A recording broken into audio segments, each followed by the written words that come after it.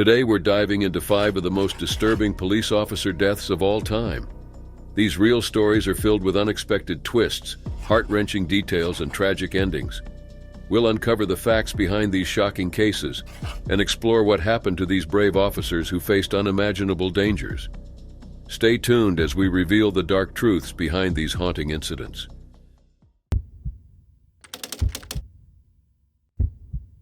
It was December 15, 2023, in Elgeyo Marakwet County, Kenya.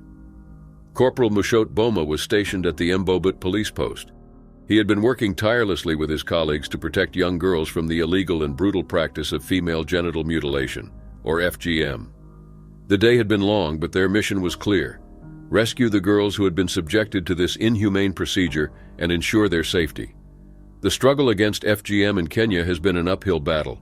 Despite being outlawed, the practice continues, especially in remote regions where cultural traditions hold strong. Women, often with limited medical knowledge, perform these procedures using crude methods and tools, causing severe physical and psychological harm to the girls. For Boma and his team, rescuing these girls was not just a duty, it was a moral cause. That afternoon, Boma and his colleagues had managed to rescue 6 girls who had been recently mutilated. They were taken to the I-10 County Referral Hospital for immediate medical attention. The police team had hoped that their intervention would signal a firm stance against this illegal practice. Little did they know their actions had stirred a dangerous hornet's nest. As the evening approached, an angry mob of young men from the nearby Marin VTC Center began to gather. These youths were determined to protect what they believed was their cultural right. They were incensed by the police intervention and felt their traditions were under attack.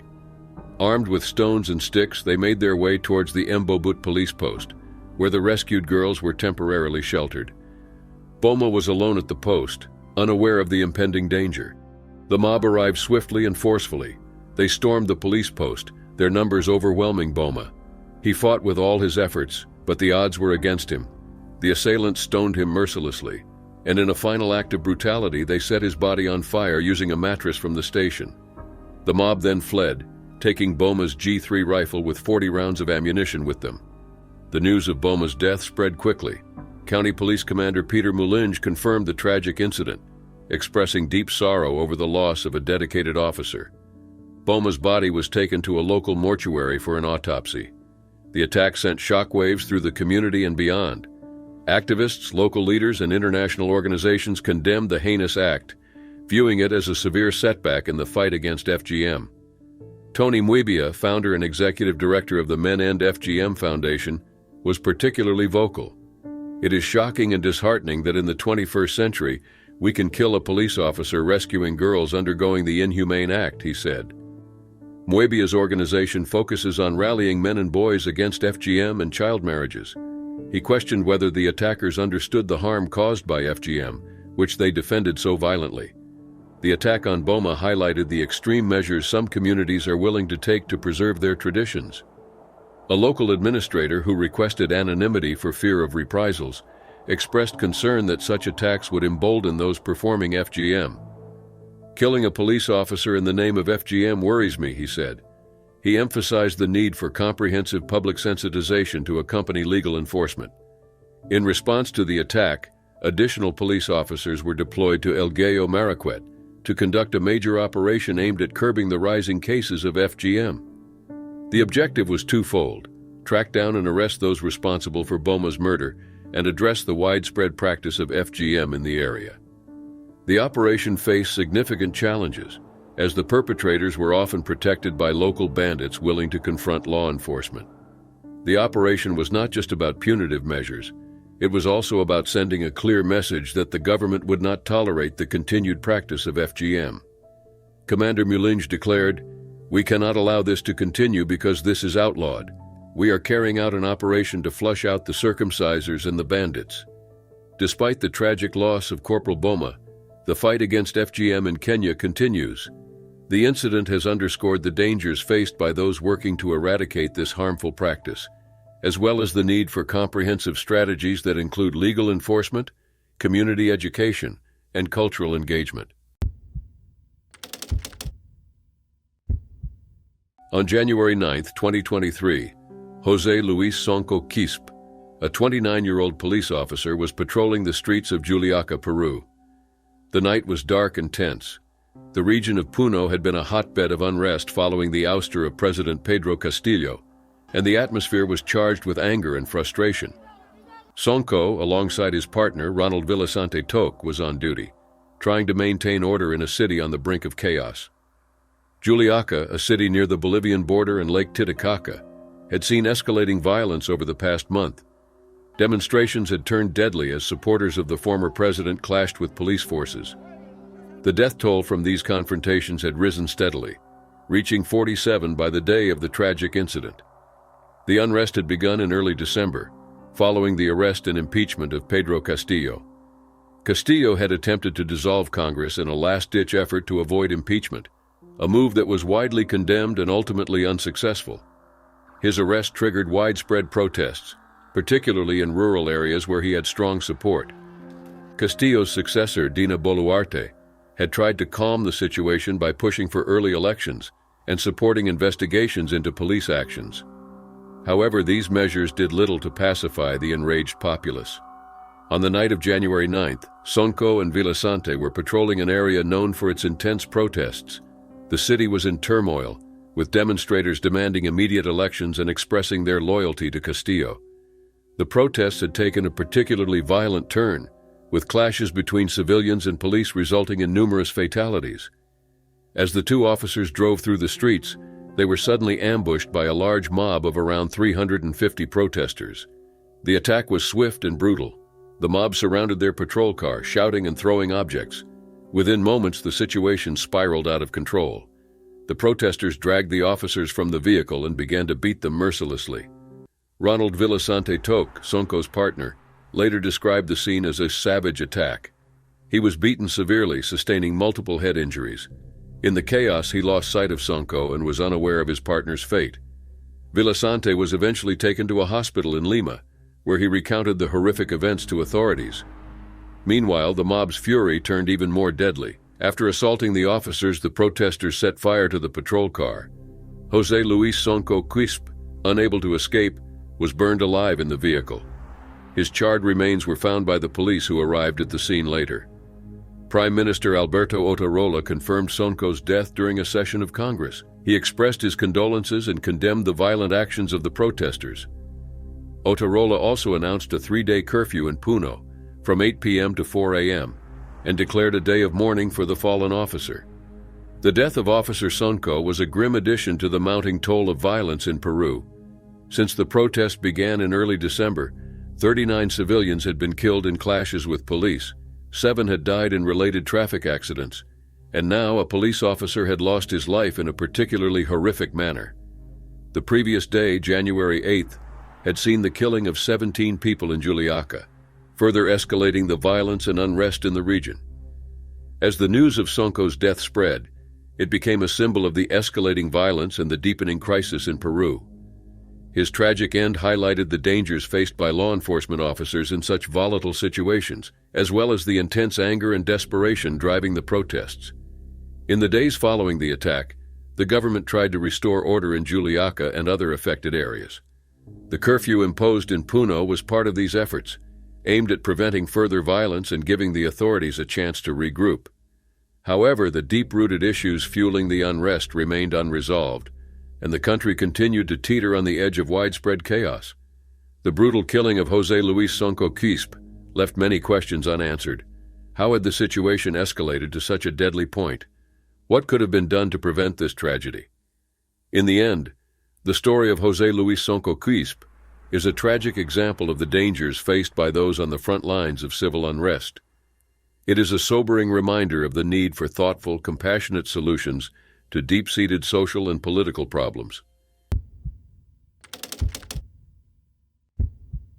It was July 22, 2013, when the Las Vegas Metro Police Department received a distress call from a hiker stranded on a ledge just above Mary Jane Falls at Mount Charleston. The area was off-limits and marked with signs warning hikers to stay out, but this man had ignored the warnings and was now disoriented and unable to move. A wildfire had been burning in the area for weeks, causing park workers to close several trails for public safety. The conditions were dangerous, with smoke and the risk of falling trees making the situation even more perilous. Despite these hazards, the Metro Search and Rescue Team, known for their bravery and expertise, geared up for the mission. Officer David Van Buskirk, a 36-year-old veteran of the force, was part of the rescue team that night. Van Buskirk had been with the department since 1999 and had joined the search and rescue team in 2007. He was known for his skill and dedication, having performed dozens of rescues in similar conditions. He lived in Henderson, Nevada with his wife and was deeply embedded in the Las Vegas community, both professionally and personally. The team located the stranded hiker just over an hour after the call came in. The decision was made to use the helicopter's internal rescue hoist to lift both Van Buskirk and the hiker to safety. As the helicopter hovered above, Van Buskirk was lowered to the ledge where the hiker was waiting. He attached a safety harness to the man and signaled to the helicopter crew to begin the hoist. Suddenly, in a moment that no one could have predicted, Van Buskirk became detached from the hoist line and fell a non-survivable distance into the canyon below. The hiker remained on the cable and was safely lifted into the helicopter. The mood among the officers was somber. The Las Vegas Metro Police Department had not lost an officer in the line of duty since 2009. They wore black bands over their badges in honor of Van Buskirk, mourning the loss of a beloved colleague and friend. Assistant Sheriff Joseph Lombardo expressed the collective grief and determination of the department. "We're a big family, a close family, and this is going to be trying on us for quite a while. We will survive it. We'll come back together, and hopefully in my lifetime, it will never happen again." Clark County Sheriff Doug Gillespie praised Van Buskirk's dedication to his duty, emphasizing the danger that first responders face every day. The rescue community and the wider public reacted with an outpouring of grief and respect. On social media, tributes poured in for Van Buskirk, with many calling him a hero. Nevada Governor Brian Sandoval and U.S. Senator Dean Heller were among those who publicly acknowledged his bravery and sacrifice. The Occupational Safety and Health Administration and the National Transportation Safety Board launched investigations to determine what went wrong. Initial reports showed no abnormalities in the harness, and the exact cause of Van Buskirk's fall remained unclear. The Las Vegas Metro Police Department's air unit came under scrutiny. Some speculated that outdated equipment, specifically the non-locking rescue hook, might have contributed to the accident. Ken Phillips, chief of the National Park Service's Search and Rescue Branch, noted that many progressive rescue units had upgraded to locking hooks to prevent such incidents.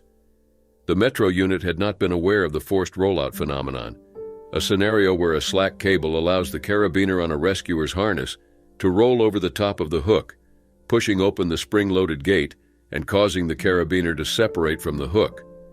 This type of equipment failure was common knowledge among many in the rescue industry, but not at Metro. In the aftermath of Van Buskirk's death, Metro replaced all its non-locking hooks with locking hooks, an upgrade that cost around $1,400 each. They also took steps to improve training and equipment standards to prevent future tragedies.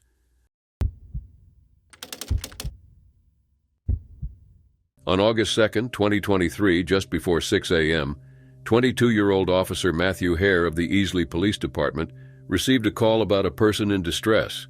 The call was urgent. Someone was experiencing a mental health crisis on the railroad tracks near the 2000 block of East Main Street in Easley, South Carolina. This was not just a simple cry for help. The person was trying to take their own life and had placed themselves in grave danger. Hare, a rookie officer who had only been sworn in 5 months earlier, did not hesitate. He knew that time was of the essence. Officer Hare and his partner rushed to the scene, knowing that every second could mean the difference between life and death. They began their search for the individual in distress as soon as they arrived. For nearly an hour, the officers combed the area, their flashlights cutting through the darkness. The railroad tracks, which normally lay quiet at this hour, felt foreboding under the weight of the urgent mission. Eventually, they found the person, a man clearly in a mental health crisis. He was disoriented and distraught, his intentions clear yet confused. As Officer Hare approached, he spoke calmly and reassuringly. His goal was to save this person's life. The situation was delicate, and any wrong move could escalate the crisis. Hare knew he had to act fast, but also be gentle. With his partner assisting, Hare managed to convince the man to move away from the immediate danger of the tracks. But fate had other plans. Just as they were guiding the man to safety, the distant sound of an oncoming train became audible. The Amtrak Crescent, a passenger train running from New York to New Orleans, was approaching. The urgency intensified. The train's powerful headlight pierced through the early morning mist, a sign of imminent danger. Officer Hare acted on instinct. He focused solely on getting the man off the tracks. As the train neared, its sound grew deafening. In those final moments, Hare managed to push the man out of harm's way. The man was saved, but Hare wasn't as fortunate. The train struck Officer Hare, killing him instantly. He died a hero, having given his life to save another. The aftermath was a scene of both sorrow and respect. Lieutenant Ashley Anderson of the Easley Police Department faced the media later that day, struggling to hold back tears.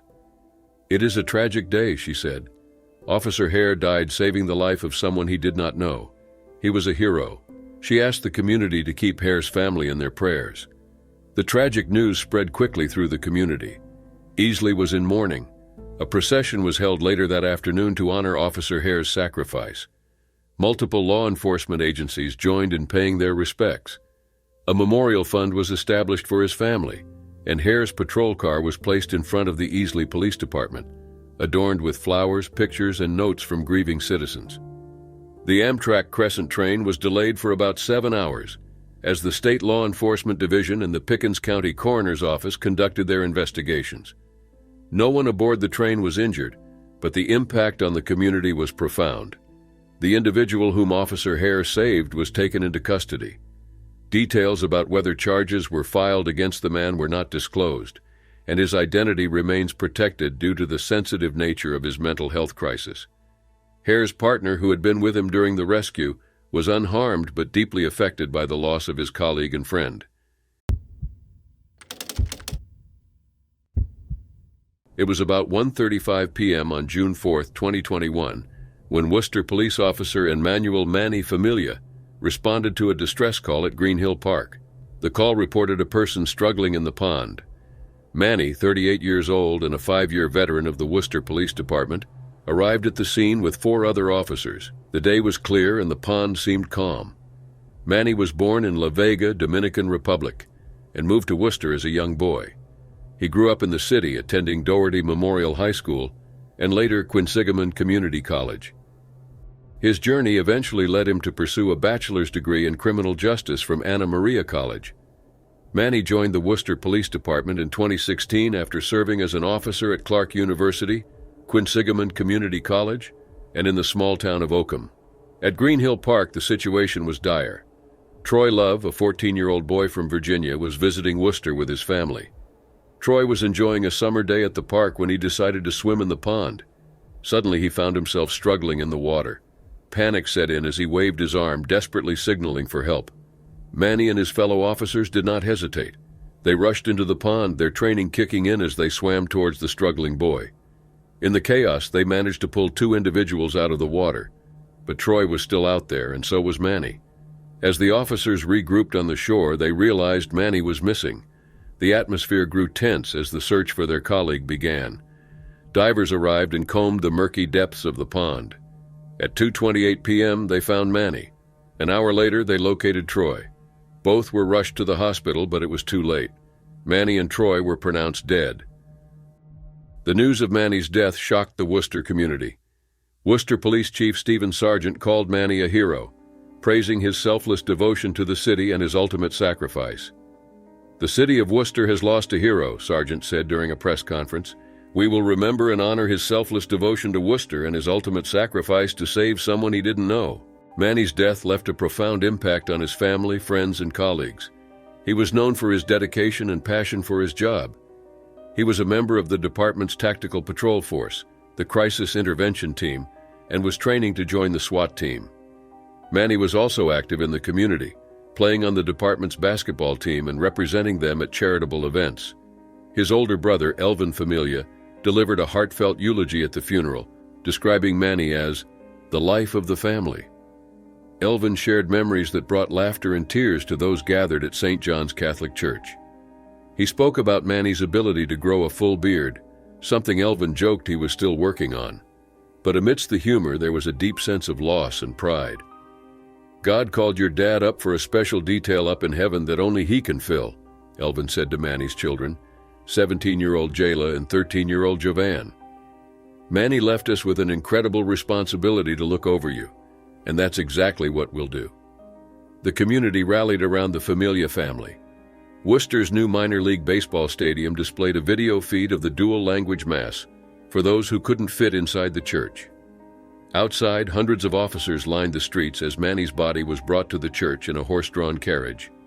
The burial followed the mass, marking the end of a solemn day of mourning and remembrance. Manny's younger brother, Eric Familia, described him as a big brother like no other. The bond between the siblings was evident, and the loss felt by the Familia family was profound. Eric's words echoed the sentiments of many who knew Manny, a man who loved deeply and served his community with dedication. The Worcester community did not forget Troy Love and his family either. The loss of the young boy from Virginia was equally tragic. Troy, who dreamed of joining the military someday, was remembered by his family as a teenager who loved video games and had a bright future ahead of him. The Love family was in Worcester on vacation, a time that was supposed to be filled with joy and relaxation. Instead, it ended in heartbreak. To honor both Manny and Troy, 2 trees were planted at the edge of the pond in Green Hill Park. A memorial bench dedicated to Manny was also unveiled during a private ceremony.